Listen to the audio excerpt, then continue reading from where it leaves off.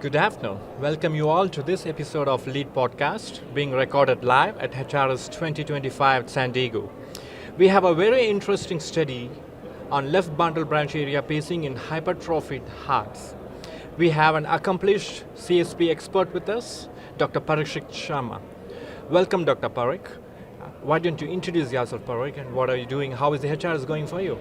It's a fantastic meeting. As we're all aware, this is a playground for all electrophysiologists, so excited to be here and learn what the science has to offer. I am presently the section chief for cardiac electrophysiology at Cleveland Clinic in Florida, and have been new in this role, just transitioned from my role at Rush University in Chicago.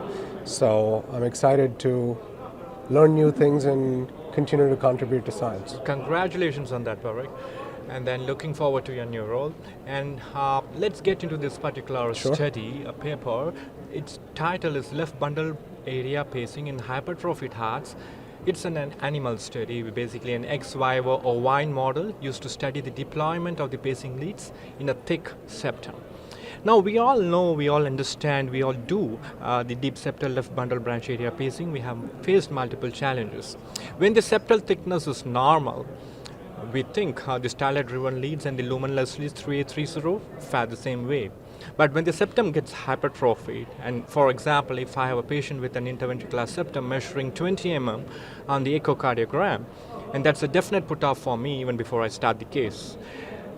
Should I go for a lumenless lead or should I go for a stylet-driven lead? I do not know.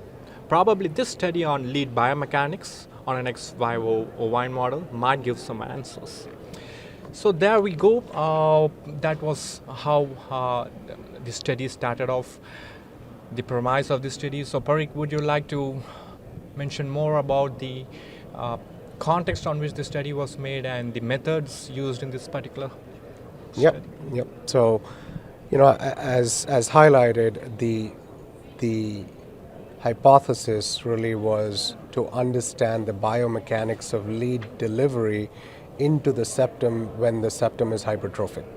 And so they looked at 25 ovine hearts that had a hypertrophied septum. The average septal thickness was 28 millimeters, and they performed implantation or attempted lead runs, as it was called, for 100 times in these 25 hearts.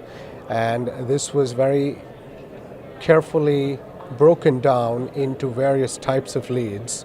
So 20 runs with the 3830 Medtronic lumenless lead, 20 runs with the Abbott tendril lead, 20 runs with the Abbott AltaPace lead, 20 with the Biotronic Solia lead, and another 20 with the Boston Scientific Ingevity lead.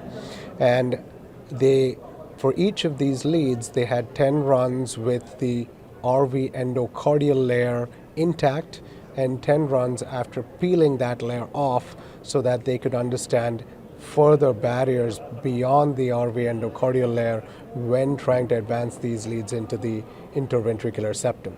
And so these 100 runs were performed for all of these leads, 50 with the RV endocardial layer intact and the remaining 50 with the RV endocardium peeled off. Very interesting. So Parik, looks like the authors have looked into 5 distinct patterns of lead behavior. Can you explain them? Yeah, so I think what they described were behaviors that were pertaining to endocardial barriers as well as myocardial barriers. And these were described as endocardial barrier effect, endocardial entrapment, a drill effect, myocardial barrier effect, and the more favorable effect, which is called the screwdriver effect. Well then, into the study's results, a total, as you had mentioned, of 100 lead runs were performed, 20 for each lead. 50 of these runs were done with the endocardial surface intact, as you had mentioned, and 50 with the endocardial surface peeled off. The study showed that the much desirable screwdriver effect was observed with the stylet-driven lead, which resulted in a statistical value of significance, and then the myocardial barrier effect, which was not desirable, where the anode gets entrapped into the myocardium and does not progress, the lead does not progress further, so that's not enough depth of penetration. And this was basically seen with the lumenless 3830 leads. Now, does that make sense to you, Parikh? Yeah, so I think this is a very well done evaluation in this ovine model, trying to understand the biomechanics of what happens when we are drilling or advancing these leads into these thick septae, and very elegantly breaking it down into understanding where are these challenges we run into.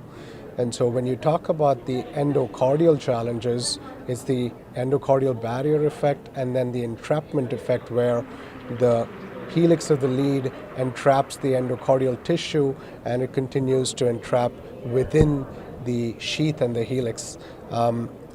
Beyond that, the barriers really are within the myocardial layers itself, and those barriers are the drill effect and the myocardial barrier itself. The drill effect was again seen more frequently within the luminous leads, but was also seen in one case of the stylet-driven lead. The myocardial barrier effect, which is once you get to a certain thickness within the myocardium, there isn't any further advancement of the lead.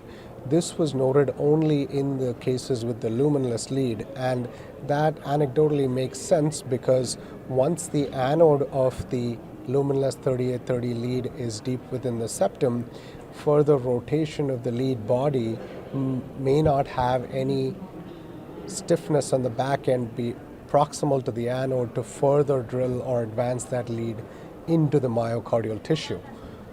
The same does not apply to stylet-driven leads because there is a stylet that continues to allow transmission of the torque and push the lead further into the interventricular septum. And so everything that they found in terms of their evaluation makes a lot of sense from a biomechanical perspective. And interestingly, similar signals have been observed in a recent large-scale multi-center study demonstrating that they had higher success rates of left bundle branch pacing with stylet-driven leads as compared to luminous leads, although the sample size of the hypertrophied septae was small, it was only 19, but they found a success rate of about 84% in patients with hypertrophic septae using stylet-driven leads, but a much lower success rate with luminous leads. So I think this biomechanical evaluation might perhaps translate into clinical practice. There's definitely a signal in clinical practice already, but we'll need larger data with head-to-head prospective comparison to look at this biomechanical evaluation and how that translates into clinical practice going forward. Yes, the point taken, Parikh. So hence the authors conclude here with this fantastic animal study that the lead deployment patterns in hypertrophied septum vary between the leads. The stylet-driven leads seem to fare much better. They achieve better and deeper septal penetration at a lower torque and faster forward motion than the luminous leads. As he had mentioned, we would wait to see if this would translate into clinical practice.